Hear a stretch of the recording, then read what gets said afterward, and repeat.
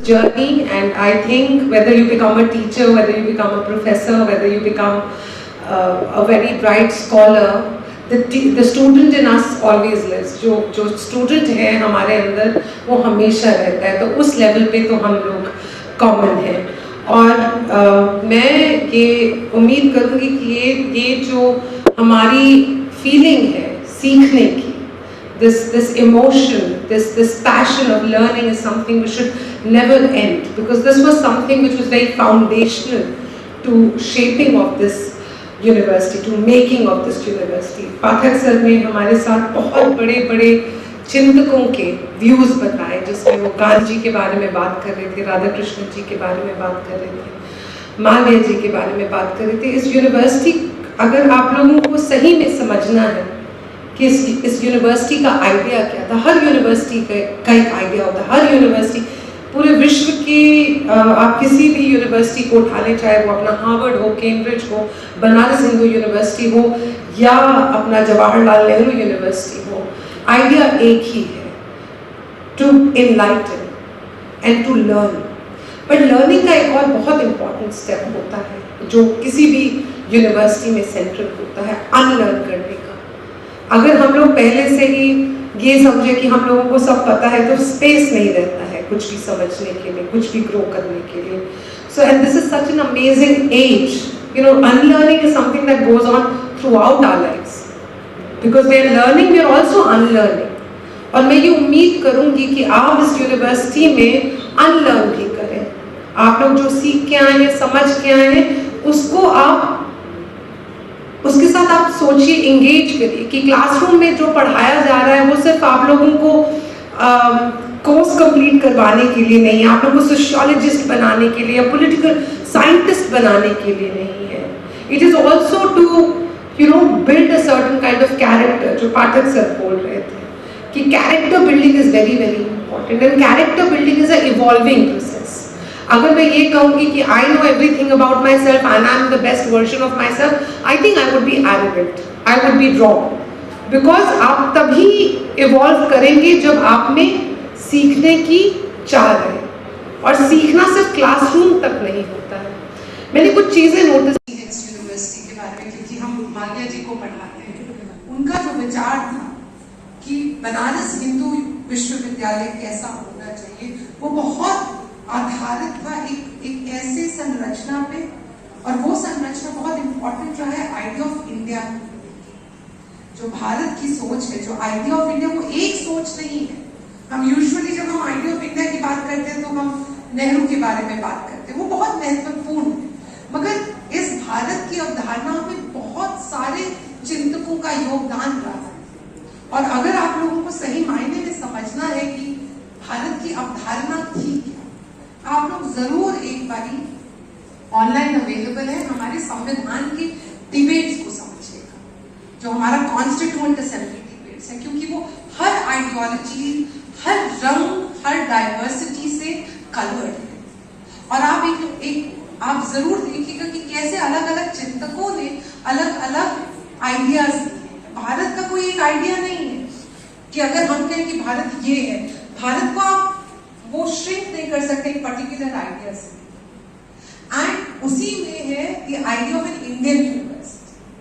उस समय पे जाना जरूरी है जब बनारस हिंदू यूनिवर्सिटी के बारे में सोचा गया कि क्या ऐसी जरूरत महसूस हुई कि हम एक ऐसा यूनिवर्सिटी बनाए, हम एक ऐसा विश्वविद्यालय बनाए, हम एक ऐसा महाविद्यालय बनाए जो एग्जिस्टिंग नॉलेज सिस्टम से अलग हो. और अगर आप लोगों ने उस चीज को समझ, क्योंकि ये एक ऐसा यूनिवर्सिटी था जिसको भारत के मूल्यों पे तो अपने आप को केंद्रित करना था, मगर अपने आप को बंद नहीं करना था, उसको खोलना था. It had to have a blend of both what we call as values which are indigenous, endemic to the India, to Indian philosophy और Indian way of thinking, but also outward rationality, scientific depth. ये दो विश्व का मिश्रण था जिसका पैर तो इन वैल्यूज में रहना था, मगर अपने आप को खुला छोड़ना था एग्जिस्टिंग आइडियाज को.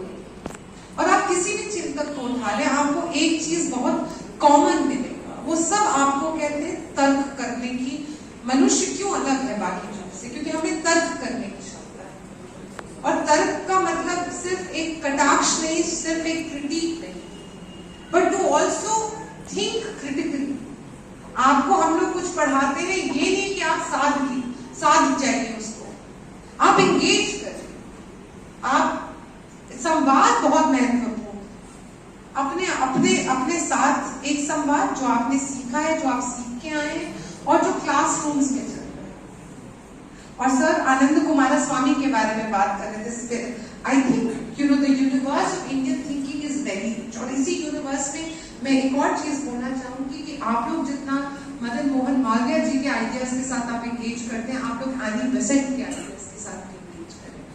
मैं राजनीतिक चिंतन की अध्यापिका हूं और मैं कोशिश कर रही हूँ पिछले 5 सालों से कि मैं ऐसी महिला चिंतकों को ढूंढूं जिनका योगदान उतना ही महत्वपूर्ण रहा है जितना हमारे पुरुष चिंतकों का रहा है। मगर इतिहास लिखने का एक तरीका रहा है, इतिहास ने एक तरीके से इनविजिबलाइज कर दिया है।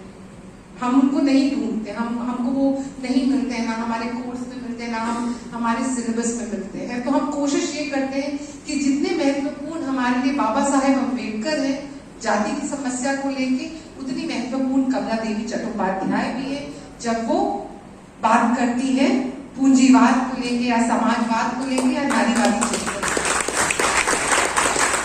ताकि आने वाली जेनरेशंस को, अगर हमको अपना इतिहास ढूंढना है, हमको समझना है कि भारत की क्या अवधारणा रही है, उन अवधारणाओं में बहुत सारे आवाज महत्वपूर्ण है। All these voices have been equally important. And for you to understand, they have played a very important role in shaping this idea, this nation that we have. और ये अब हमारी जिम्मेदारी है, आप लोगों की जिम्मेदारी है कि आप उस संघर्ष, क्योंकि भारत का जो उपागम होता है वो एक बहुत संघर्ष से निकला है, जिसको हम राष्ट्रवादी आंदोलन भी कहते हैं। अब हम उसको कहाँ लेके जाएंगे, वो हमारी जिम्मेदारी है, वो हमारे यूथ की जिम्मेदारी है, आप लोगों की जिम्मेदारी है। और उस जिम्मेदारी में हमारी बहुत बड़ी भूमिका है, क्योंकि हम लोग आपको किस तरीके से ट्रेन करेंगे, और उस ट्रेनिंग में मॉरल ट्रेनिंग, फिजिकल ट्रेनिंग और मेंटल ट्रेनिंग उतनी ही इम्पोर्टेंट है। एक समय के बाद आप लोग समाज में जाएंगे, समाज में जब आप जाएं तो बस आप एक IAS के रूप में ना जाएं, ना सिर्फ आप प्रोफेसर के रूप में जाएं, एकेडमिशियन के रूप में जाएं। सबसे महत्वपूर्ण है कि आप लोग अच्छे मनुष्य, नैतिक विचारधारा, नैतिक पर्सपेक्टिव, मॉरल पर्सपेक्टिव, कॉन्शियस, आपके अंदर एक कॉन्शियस होनी चाहिए जो आपको एक सेंस ऑफ राइचियसनेस देगी, और वो तभी आएगी जब आपकी ट्रेनिंग उस तरीके से होगी। मैं कुछ इंस्टेंसेस से कंक्लूड करना चाहूंगी। ये यूनिवर्सिटी बहुत इंटरेस्टिंग यूनिवर्सिटी है। अगर आप लोगों ने लाइब्रेरी के आगे देखा है, लाइब्रेरी के आगे एक स्तंभ है जिसमें पंडित नेहरू के कोट्स, आप जरूर देखिएगा कि उनकी कौन से कोटेशंस लाइब्रेरी के आगे रखे गए। वो बात करते हैं कि यूनिवर्सिटी क्यों फ्री होना चाहिए, एक यूनिवर्सिटी में क्यों स्वतंत्रता होनी चाहिए विचारों की। और यहाँ पे टैगोर इम्पोर्टेंट होते हैं, जिन्होंने हमको प्रोत्साहन दिया कि क्यों हमें मानसिक रूप से गुलामी कभी भी नहीं अपनानी चाहिए। मानसिक रूप से हम तभी स्वतंत्र होंगे जब हमारे पास सबसे महत्वपूर्ण जो वैल्यू है गांधी जी का, स्वराज सिर्फ राजनीतिक स्वराज की बात नहीं, मगर मनुष्य का स्वराज अपने ऊपर, स्वराज। और उस स्वराज के लिए mental freedom is very important. आप किसी भी थिंकर को उठा लें, आप लोगों को बहुत कनेक्टेड आइडियाज लगेंगे। आप इन सबके व्यूज उठाएं, एजुकेशन पे यू विल फाइंड सिमिलैरिटी। आपको 2 चीजें समझ में आएंगी कि उनकी जो एक्सपेक्टेशन है वो सिमिलर है, और उस भारत को बनाने में शिक्षा की बहुत महत्वपूर्ण भूमिका है। बिना शिक्षा के हम लोगों को साक्षर नहीं बनना है। हमारी उम्मीद ये नहीं है कि आप लोग डिग्री लेके समाज में चले जाएं। हम चाहते हैं कि आप लोग ना केवल साक्षर रहें, आप शिक्षित रहें, और उस शिक्षित के लिए, शिक्षित बनने के लिए हम लोगों को बहुत सीरियसली एंगेज करना पड़ेगा। ये बिल्डिंग के सामने चंद्रशेखर आजाद की प्रतिमा है, वो तो यूथ के सबसे बड़े आइकन है। बड़ा बहुत इंटरेस्टिंग है कि यूनिवर्सिटी के अलग अलग स्पेसेस में कौन से थिंकर। मैं सोच रही थी कि चंद्रशेखर आजाद क्यों, क्योंकि चंद्रशेखर आजाद राष्ट्रीय आंदोलन में क्या रिप्रेजेंट कर रहे थे, यूथ को, the role of young people, and उसी चीज को सेलिब्रेट करते हुए ये building.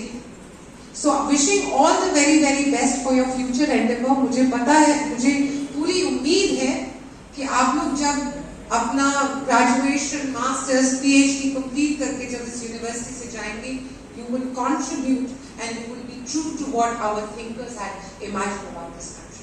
Thank you so very much.